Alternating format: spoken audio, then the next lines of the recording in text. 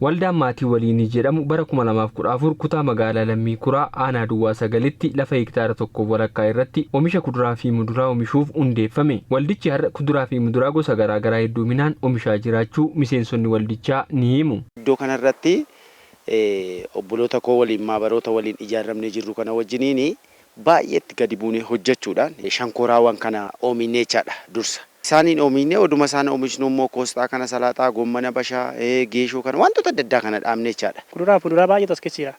Shonkoraan dabalatee, geeshoon dabalatee, buna dabalatee, koostaa, dinnicha, goommana hundumtuu jira as keessa. Shonkurtiin illee hundumtuu as keessa jira. Muuzii akkuma argite wanta as keessa dhabdeen hin jiru. Muraasa yoo jiraate malee hundumtuu as keessa jira. Kanaafuu akka waldaatti gurmuumneeti kan as keessatti hojjechaa jiru. Oomisha irratti bobba'anii jiran kanaan ofii fi maatii isaanii fayyaduu irra darbanii namoota naannoo isaaniitti gatii madaalawaan gurguraa jiraachuu fi gabaa tasgabbeessuu keessatti gahee isaanii baataa jiraachuu dubbatu. Namoota naannolee deeggaruudha, namoonni naannolee fayyadamuudha. Sa'aatii 11 hojii abaan warri da'aban illee abbootiin illee ofaniitu asiin fayyadamu. Isa gabaa irratti gurguramu ol baay'ee gadi buufnee itti gurguraa jirra. Gatiin amma koostaan nuti amma asitti kenninu yoo gabaatti baafame birrii 60 isaa ol kenna. Asitti garuu nuti 20 gurgurra.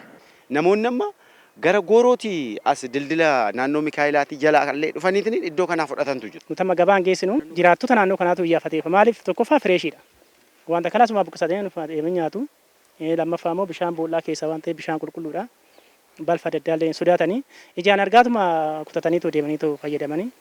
Nu eebbisanii illee deemullee ni guddaansaa kan si gammachiisu kana. Mootummaanis deeggarsa barbaachisaa ta'e taasisaa fi akka jirus himaniiru. Innaa itti seenu naannoo waggaa lamaa garuu baay'ee dadhabbiidhaan hojjennee waggaa lamaa asitti kunoo birriis baajatas qabna. Karaa tokkonis mootummaan immoo madaabaraa nu gargaara. Lafa isin nu qochisan hektaara 1 kan tiraakteriidhaan nu qochisiisanii. Qotamees immoo iddasii ufaniitu nu deeggaru kunoo soolaarillee bishaan kan itti fayyadamnu kennaniiru. Mootummaan yeroo darbee qotee bulaan buqqa'ee jira.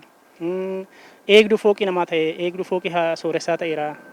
Kanaafuu xiyyeeffannaa guddaadhaan gargaaramu gara keenya dhufee kinu amma bu'aa guddaa irraa arganne kinu amma kan amma jaallatu hektaara 1 lafa qonnaa magaalaa keessatti argachuudhaan gargaarsa guddaa kan kana caalee jiru. Qonnaan bulaan dur magaalaa irraa dhiibamaa ture wayita ammaa magaalaa keessatti haammatamee hojii qonna magaalaan akka of jiraachisuuf deeggarsa mootummaan taasisaa jiruun jijjiirama as bu'aa qabatamaan galmaa dhufu komishinarri komishinii misooma qonnaan bultootaa fi qonna magaalaa bulchiinsa magaalaa Finfinnee komishinar Baayyuu Shugguxee himaniiru. Akka bulchiinsa magaalaa Finfinneetti fayyadamummaa qotee bulaa magaalaa kanaa kaneessuudhaaf keessattuu jijjiiramaan booda karoora mataa isaa danda'ee qopheessuudhaan hojii hojjetamaa turedha. Keessattuu qotee bulaan magaalaa kanaa kanaan dura fayyadamaan turre dhiibamaa ture. Humna kana deebisnee misoomatti galchuudhaaf hojiin gurguddaan hojjetamee jira.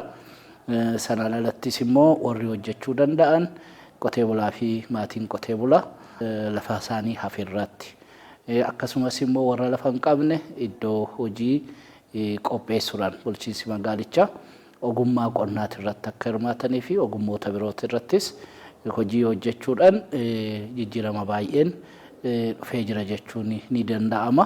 Qonni magaalaa jiraattotaaf carraa hojii uumuu keessattis gahee guddaa waan baatuuf babal'atee kan itti fufu ta'us ibsaniiru. Dameen kun immoo carraa hojii uumuu keessattis gahee olaanaa qaba waan ta'eef dargaggoonni magaalaa kanaa dubartoonni magaalaa kanaa carraa hojii argachuudhaaf keessattis gahee olaanaa taphachaa jira waan ta'eef inni kun qaamni baay'een qindoominaan hojii hojjetamaa jiru waan ta'eef kana cimsineeti itti fufsiisnaa jechuudha.